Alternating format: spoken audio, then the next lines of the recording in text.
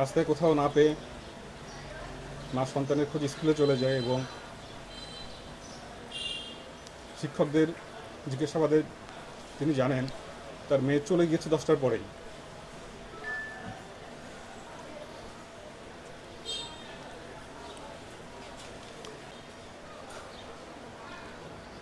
মা বাসায় ফেরত আসেন এবং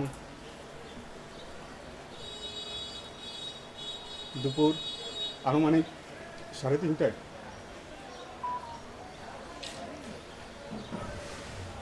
জনৈক ব্যক্তি জানান তার মেয়ের লাশ পাওয়া গিয়েছে একটি ধানের জমিতে।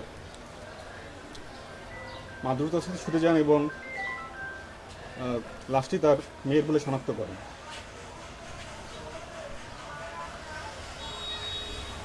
এ সময় জনৈক ব্যক্তি জানান যে তিনি অভিযুক্ত মফিজুল ইসলাম প্রকাশ বা মফুকে তিনি সকাল 11টার দিকে এই বাঁশঝাড়ের ভিতর থেকে দ্রুততার সাথে বের হয়ে যেতে দেখেছেন। আমরা অবিলম্বে তার খোঁজ করি এবং তাকে আমরা গতকাল ধৃত করি। জিজ্ঞাসাবাদে তিনি জানান তিনি ভিকটিমের প্রতিবেশী এবং পুরো পরিচিত এবং এই সুযোগটাই তিনি নেন। তিনি জানতেন কোন সময় স্কুল থেকে মেয়েটি ফিরে আসবে।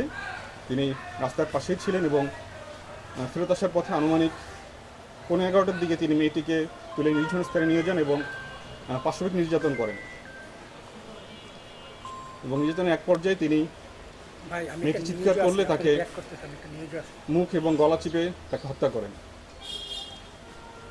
হত্যাকাণ্ডের পরে তিনি বাসায় ফেরত যান এবং যখন তিনি জানতে পারেন ডেড বডি পাওয়া গিয়েছে এবং বিষয়ে মামলা হয়েছে, তিনি কুমিল্লা ত্যাগ করে সন্ধ্যায় চাঁদপুরে চলে যান।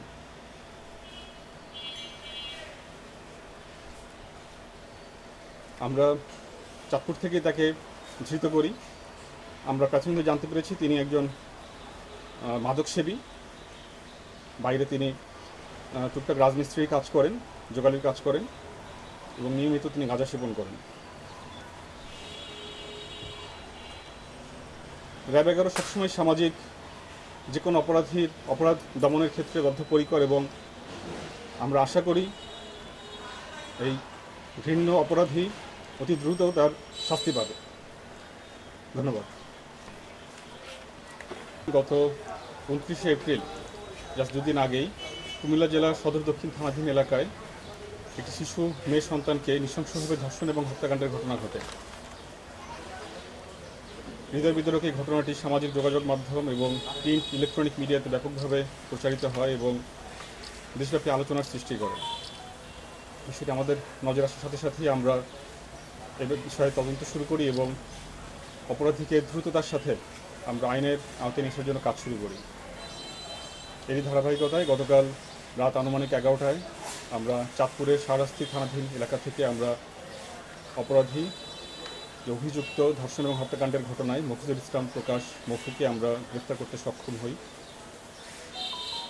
প্রাথমিক জিজ্ঞাসাবাদে তিনি এই ধর্ষণ এবং হত্যাকাণ্ডের ঘটনার সাথে সম্পৃক্ত থাকার বিষয়ে আমাদের স্বীকার করেছেন এবং এই বিষয়ে বিস্তারিত জবানবন্দি দিয়েছেন। স্থানীয় সূত্রে জানা যায় ভিকটিমের পিতা সংযুক্ত আরব আমিরাত প্রবাসী এবং মাতা গৃহিণী এবং ভিকটিম শিশু মেয়েটি একটি স্থানীয় স্কুলেই ক্লাস 3তে অধ্যয়নরত ছিল।